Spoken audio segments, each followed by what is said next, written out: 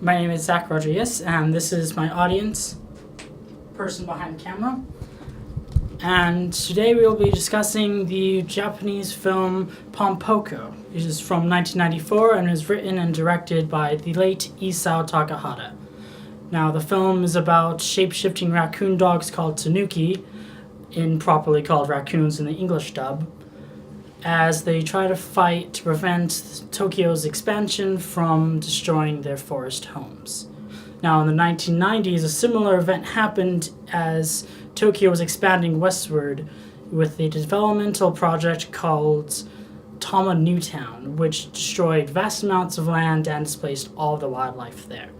Now, as the construction occurred, habitat was diminishing, and thus resources and competition was created where there was none before.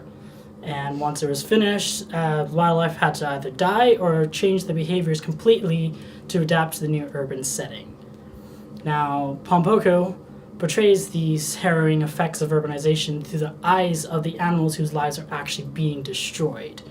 Now, this first clip has this point of view in a interview-like fashion of monologue.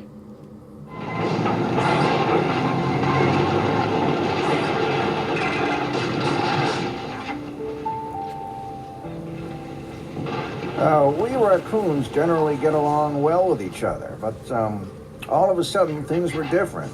I'd go out looking for food, and no matter where I went, there'd be a raccoon there, and more kept showing up, and then fights started breaking out over food and burrows, until one day...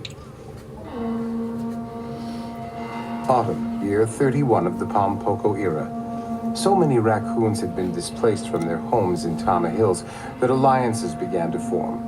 Finally, tensions rose so high that the opposing alliances engaged in battle.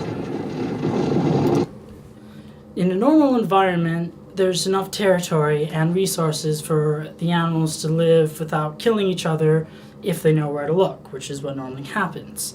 But as human encroachment upsets that balance, there's less resources, less everything, so animals who didn't fight each other before would often violently fight and steal food, as is seen in the clip.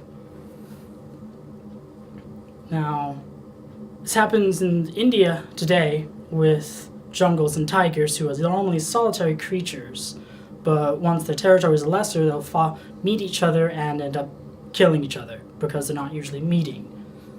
So as cities expand, habitat diminishes, and eventually they have to change their behavior to adapt to a concrete jungle, a fact that is seen in this next clip. Unfortunately, these changes came too late for our group of raccoons to benefit. Some of us tried moving to the other side of Tama Hills, where some forests and farmlands still remained, but there were raccoons already living there, of course. And with all the new construction and traffic in the area, it was a daily struggle to survive. So, we finally gave in and followed Kincho's advice.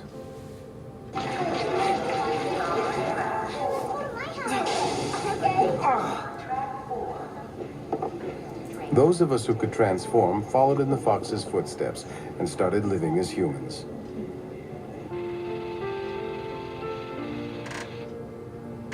Some raccoons sold real estate and, unable to resist the money they could make, promoted leveling even more forests. I've got a prime piece of forest just waiting to be developed. I now have a desk job, while my wife Kyo works at a snack bar. But most could barely handle the stress of living in the human world, and they wanted nothing more than to return to the hills. I'm constantly impressed by the humans. It takes a lot of stamina to live the way they do.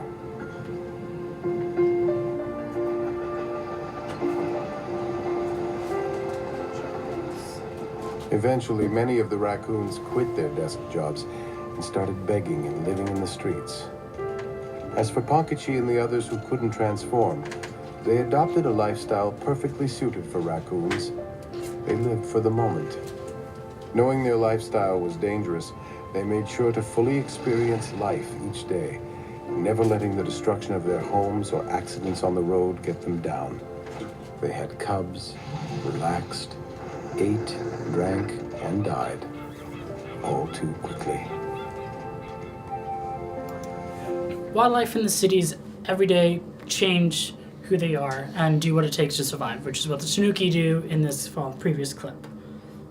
The ones that can shapeshift into humans and become part of their society in order to survive. They completely alter themselves and from how they were in the hills and how they were in the cities. In the hills, they could just leisure about eating food and being who they are, but in the cities, they're controlled by money and worry about catching a train. Some of them even alter their behavior so much that they aid in the destruction of nature by selling land.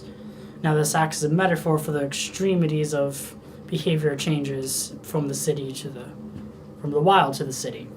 Now, outside of the metaphor, the clip portrays actual life of wild animals in the city as they scavenge for food that is probably riddled with bacteria. They constantly get hit by cars with no one caring. They're just picked up in the streets as roadkill and dirt. And they breed in tubes, and it is a very sad life in the city. Now, in conclusion, Pom Poko portrays the effects of urbanization on wildlife through their eyes, because they're the ones actually being destroyed.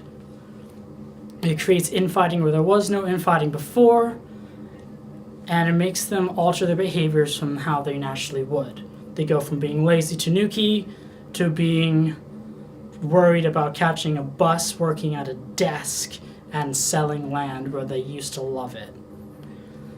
It causes animals to not live life fully. They live in the moment, and they live and die all too quickly.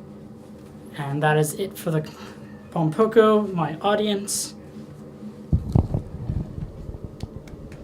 And thank you.